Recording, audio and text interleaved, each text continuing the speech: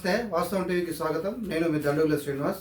ఈరోజు ప్రధాన వార్తాపత్రికల్లో banner items ముఖ్యాంశాలను గమనిస్తే ఒక 3 ప్రయారిటీ అంశాలను మాత్రం మనం డిస్కషన్ చేసుకోవచ్చు. ఒకటి, అందులో ఢిల్లీ రాజకీయాలు, రాష్ట్ర రాజకీయాలు ఢిల్లీకి వెళ్ళాయి. సీఎం రేవంత్ రెడ్డి, కేటీఆర్ ఇద్దరు ఢిల్లీలో ఎవరికి వారే ప్రెస్ మీట్లు మీడియాతో మాట్లాడి రాజకీయాలను మరింత వేడెక్కించారు అనేది ఒక వార్త. దాంట్లో కీలకమైన కామెంట్లు చేశారు సీఎం. ఏమనంటే, పాత విషయమే, బీఆర్ఎస్ బీజేపీ ఇద్దరు కూడబలుక్కొని రాజకీయాలు చేస్తూ ఉన్నారు, కేటీఆర్ని బీజేపీ కాపాడుతోంది అనే ఒక కీలకమైన కామెంట్ చేశారు. దీనిపైన లోతైన డిస్కషన్ చేసుకుందాం. ఆ తర్వాత రెండో సబ్జెక్ట్ కింద ఫోన్ ట్యాపింగ్లో దూకుడును ప్రదర్శిస్తూ ఉంది ఎస్ఓటి స్పెషల్ పోలీసు. అయితే దీని మీద మొన్ననే చిరుమర్తి లింగయ్య, నగరికల్ మాజీ ఎమ్మెల్యే చిరుమర్తి లింగయ్యకు మొదటిసారి నోటీసులు ఇచ్చిన ఎస్ఓటి పోలీసులు తర్వాత విచారణకు రమ్మంటే ఆయన గురువారం హాజరవుతామని చెప్పారు. అది హాజరవుతున్నారు. ఎటువంటి పరిణామాలు ఉంటాయని డిస్కషన్ జరుగుతున్న తరుణంలో మరో నలుగురికి కూడా నోటీసులు ఇచ్చినట్టుగా మనకు వార్తలు తెలుస్తూ ఉన్నాయి. ఇది కీలకంగా రెండో టాపిక్. ఆ తర్వాత మూడో టాపిక్, వికారాబాద్ జిల్లా కొడంగల్ నియోజకవర్గ పరిధి వికారాబాద్ జిల్లాలో కలెక్టర్ దాడి ఇష్యూలో ప్రభుత్వం చాలా సీరియస్గా స్టెప్ తీసుకోంది.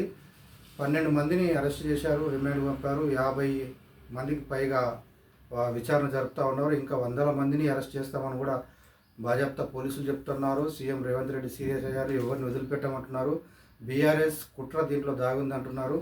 కీలక పాత్రధారిగా ఉన్న సురేష్ పారిపోయాడు, అతని కోసం వెతుకుతున్నారు.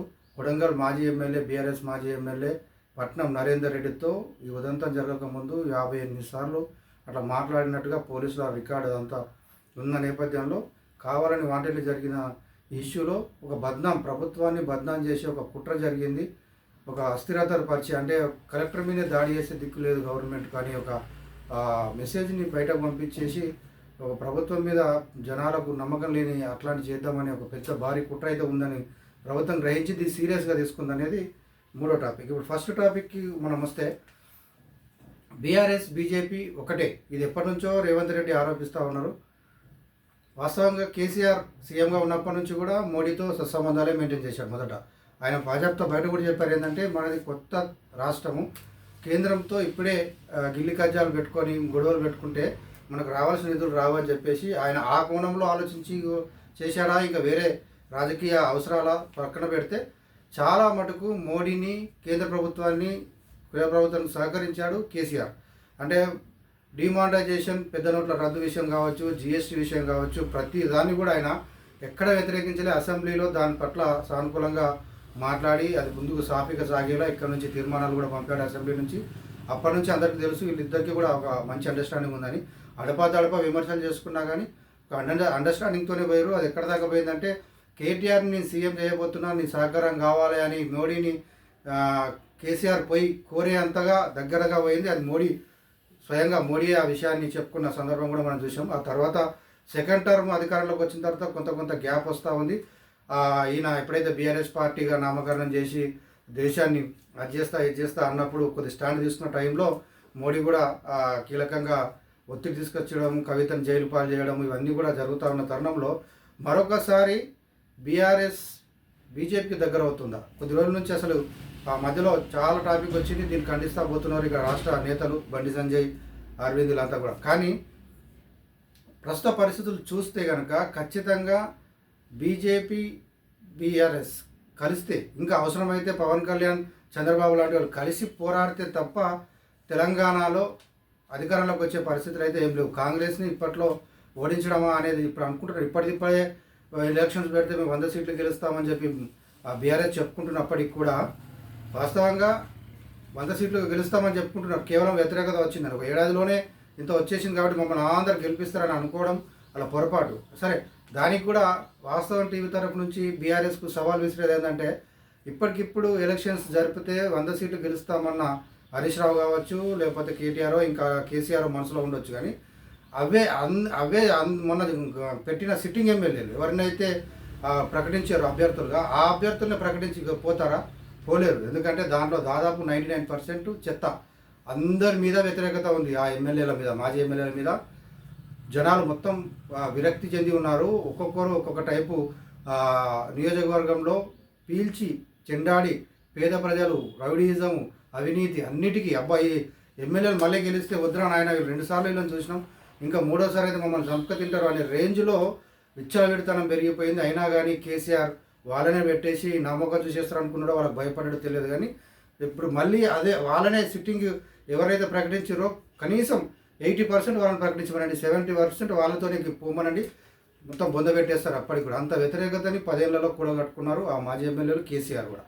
కాబట్టి ఇప్పుడు ఈ టైంలో ఇంకా చాలా మంది చేసేది కాంగ్రెస్ కాబట్టి మరొకసారి ఖచ్చితంగా కాంగ్రెస్ రావాలనే తపనతోనే, గట్టి ప్రయత్నంతోనే ఉన్న నేపథ్యంలో ఒక్క బీఆర్ఎస్ పోరాడితే అధికారంకి వస్తుందని మాత్రం వాళ్ళకు కూడా తెలుసు. ఖచ్చితంగా బీజేపీని తీసుకోవాలి. బీజేపీ కొన్ని సీట్లు తీసుకోవడము, బీఆర్ఎస్ కొన్ని సీట్లు తీసుకోవడము, మళ్ళీ తర్వాత టీడీపీ కూడా, చంద్రబాబు కూడా అంతో ఇంతో బాగా వేసి కొన్ని సీట్లు లాగే ప్రయత్నం చేయడం, ఇవన్నీ కూడా చీలికలు పేలికలుగా అయిన తర్వాత అంతిమంగా మళ్ళీ కాంగ్రెసే అధికారంలోకి వచ్చే అవకాశం ఉంది. కాబట్టి ఇవంతా గమనిస్తే మళ్ళీ ఇంకా టైం ఉన్నప్పటికీ కూడా ఫ్యూచర్లో జరగనున్న రాబోయే 3-4 ఏళ్లలో రాబోయే ఈ టర్మ్ అయిపోయిన తర్వాత రాబోయే ఎలక్షన్స్లో మాత్రం ఖచ్చితంగా ఇవి ఒక మ్యూచువల్ అండర్స్టాండింగ్ కావచ్చు, పొత్తు పెట్టుకొని కావచ్చు చేస్తే తప్ప అధికారంలో వచ్చే ప్రసక్తి లేదు. ఈ తరుణంలో ఇద్దరి మధ్య అండర్స్టాండింగ్స్ కుదిరాయా అనేది కూడా ఆ డౌట్ ఉన్న నేపథ్యంలో సీఎం మళ్ళీ ఒకసారి దాన్నే రేజ్ చేశాడు. ఎందుకంటే ఈ ఫార్ములా ఈ కార్ రేస్ సంబంధించిన 55 కోట్ల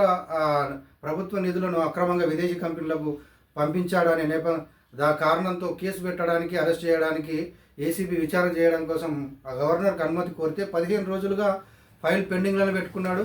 అటార్నీ జనరల్కు రాశారని ఇంకేదేదో కారణాలు చెప్తున్నప్పటికీ కూడా పెండింగ్లో ఉంది. డైరెక్ట్ సీఎం చెప్పడం కూడా వీళ్ళిద్దరి మధ్య ఒక సంబంధం, అంటే అనుమతి రాకుండా అడ్డుకుంటున్నాడు. ఢిల్లీ వెళ్ళి బీజేపీ పెద్దల్ని కలుస్తున్నాడు, వాళ్ళ కాలు మొక్కుతున్నాడు, వాళ్ళ సంప్రదింపులు చేస్తున్నాడు, వాళ్ళ అరెస్టుని కాకుండా, విచారణ కాకుండా, అనుమతి ఇవ్వకుండా చేసుకుంటున్నాడు. గవర్నర్ని కూడా ఢిల్లీకి పిలిపించుకున్నారు అనే ఒక మాట సీఎం నోటి వెంట రావడం వెనుక ఇద్దరి మధ్య ఒక అండర్స్టాండింగ్ అయితే ఉంది అనే విషయం మళ్ళొకసారి జనాల ముందు ఈ టాపిక్ చర్చకు వస్తూ ఉంది. ఇది కీలకమైన అంశంగా మనం చెప్పుకోవచ్చు. ఆ తర్వాత నెక్స్ట్ ఫోన్ ట్యాపింగ్ కేసులో అది సైలెంట్గా నడుస్తూ ఉంది. ఇప్పటికే నకరేకల్ మాజీ ఎమ్మెల్యే చిరుమర్తి లింగయ్యకు నోటీసులు ఇచ్చారు. ఆయన అనారోగ్యం కారణంగా నేను రాలేకపోతున్నా, గురువారం హాజరవుతుండొచ్చు, దాని మీద ఎట్లా ఉంటుంది చర్యలను చూడాలా. ఆ తర్వాత ఇంకో 4 మాజీ ఎమ్మెల్యేలు, బీఆర్ఎస్ మాజీ ఎమ్మెల్యేలకు నోటీసులు ఇచ్చింది పోలీసులు. మర్రి జనార్దన్ రెడ్డి, గువ్వల బాలరాజు, ఫైళ్ళ శేఖర్ రెడ్డి, బొల్లం మల్లయ్య, ఈ 4 కూడా నోటీసులు ఇచ్చిన విషయం కూడా తాజాగా ఇప్పుడు ఒక రాజకీయంగా డిస్కషన్ జరుగుతూ ఉంది. దీనిపైన కూడా ఇంకా ముందడు అంటే చాలామందిని అరెస్ట్ చేసి ఇప్పుడు మాజీ ఎమ్మెల్యేల మెడకు, తర్వాత మాజీ మంత్రులు, అధికారులు, ఇప్పటికే ఆ మాజీ ఎస్పీగా ఉన్న సస్పెండ్ అయిన తిరుపతి అన్నతో వీళ్ళంతా మాట్లాడినట్టుగా ఆధారాలు సేకరించి రెడీగా పెట్టుకున్నారు. కాబట్టి ఇంకా అరెస్టుల పర్వము, ఎక్కడదక్కడ కేసుల పర్వం కొనసాగనుంది రాష్ట్రంలో. దీనిపైన లోతుగా విచారణ జరుగుతూ ఉంది. ఇంకా ఎటు దారి తీస్తుంది ఇది అనేది కూడా చూడాల్సి వస్తుంది. ఉమ్మడి నల్గొండ, ఉమ్మడి మహబూబ్ నగర్, వరంగల్ జిల్లాలకు సంబంధించి పెద్దగా ఫోన్ ట్యాపింగ్లో బయటకు తీస్తూ ఉన్నారు వీళ్ళన్నింటినీ కూడా. మాజీ మంత్రిగా ఉన్న జగదీష్ రెడ్డి పైన కూడా నోటీసులు ఇస్తారా అనే విషయం కూడా డిస్కషన్కి వస్తూ ఉన్న తరుణంలో ఇప్పుడు ఈ టాపిక్ కూడా ఒక రాజకీయాల్లో హాట్ టాపిక్గా మారింది. ఇక 3వ అంశంగా వికారాబాద్ కలెక్టర్ పైన దాడి విషయంలో సీఎం రేవంత్ రెడ్డి చాలా సీరియస్ అయ్యారు. ఎవరిని వదిలిపెట్టేది లేదు, అంటే దీని వెనుక బీఆర్ఎస్ ఉంది అనే ఒక కుట్రకోణంతో పాటు దాడి చేయడం అనేది మామూలు విషయం కాదు. అంటే ఇది ఒక ప్లానింగ్ ప్రకారం చేశారు. దాడి చేసిన వాళ్ళు తెలిసి చేశారా, ఉసుగొలుపుతో చేశారా, ఎట్లా చేశారు, కానీ లంబాడాలా, నిరక్షరాసులా, లేకపోతే భూములు పోతాయన్న కోపంతో కొట్టారా, నిజంగానే వాళ్ళకు ఒక అయ్యో లాక్కుంటున్నారని ఒక అజ్ఞానం, అంటే వాళ్ళు మాట్లాడడానికి వచ్చారు అనే విషయం పక్కన పెట్టి కొడితే కనుక ఆటవిక దాడి చేస్తే కనుక మా దగ్గరికి రారు అనే ఒక ఆటవికమైన ఆలోచనతో చేశారా, ఇవన్నీ పక్కన పెడితే దాడి జరిగిన విషయం మాత్రం చాలా భయానకంగా ఉంది. వేరే రాష్ట్రాలలో ఆ వీడియోలు చూస్తే కనుక తెలంగాణలో ఇంత అభద్రత, ఇంత శాంతి భద్రతలు ఇంత దరిద్రంగా ఉన్నాయా అని అనుకునే రేంజ్లో ఉన్నాయి. మామూలుగా ఎక్కడనో బీహార్లో ఇంకెక్కడనో మనం చూస్తూ ఉంటాం, అరే ఎక్కడ ఎట్లా ఉంది, ఏంది ఘోరాలు ఏంది, నేరాలు ఏంది, పోలీసు ఏంది అని అనుకుంటూ ఉంటాం.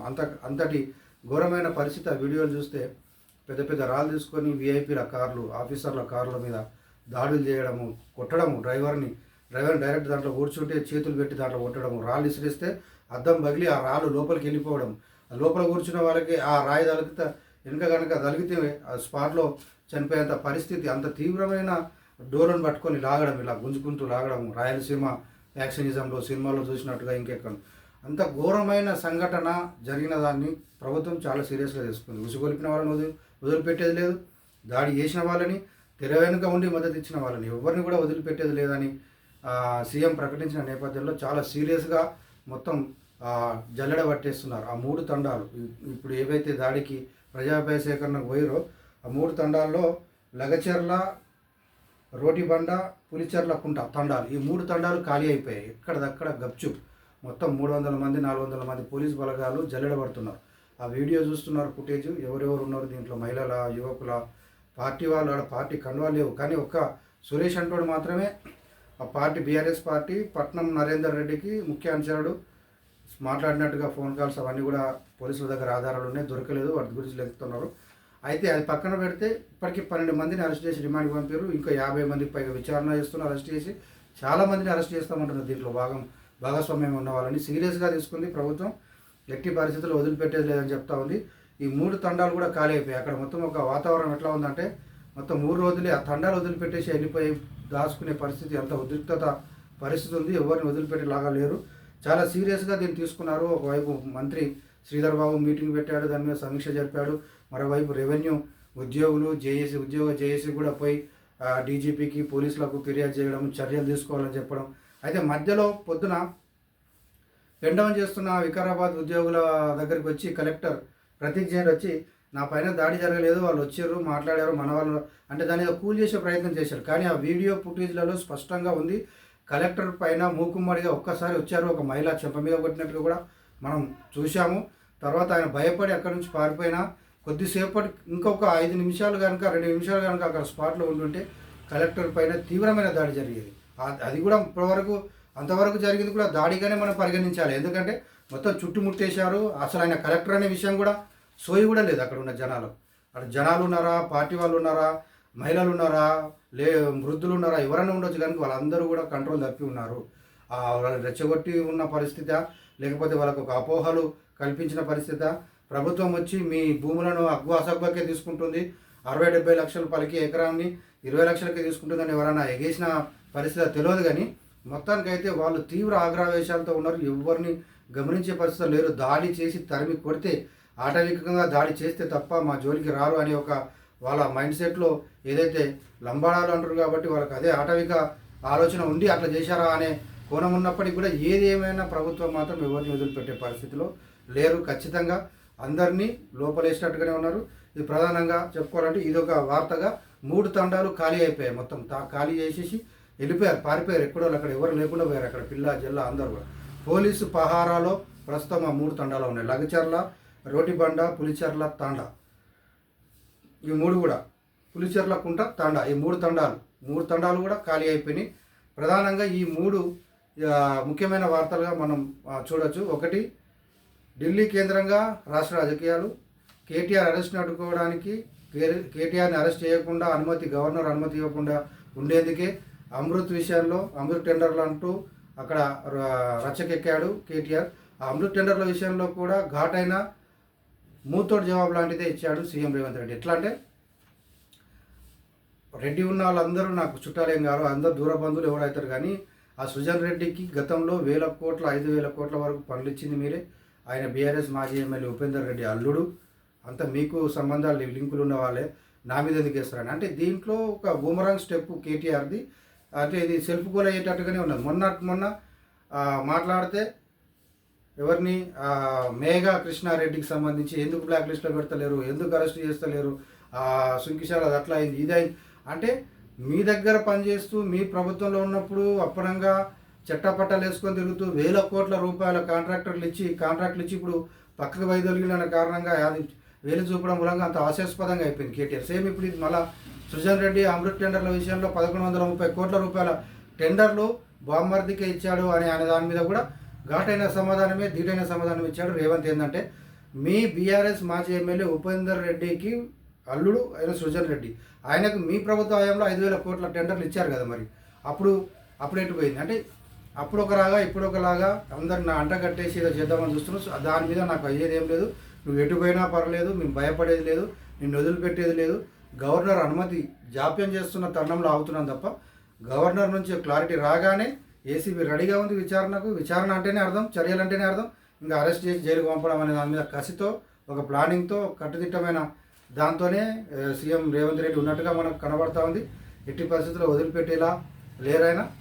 ఇది ముఖ్యమైన ఈ 3 అంశాలని మనం ప్రధాన వార్తాపత్రికల్లో మనం ఈరోజు చెప్పుకోవాల్సింది.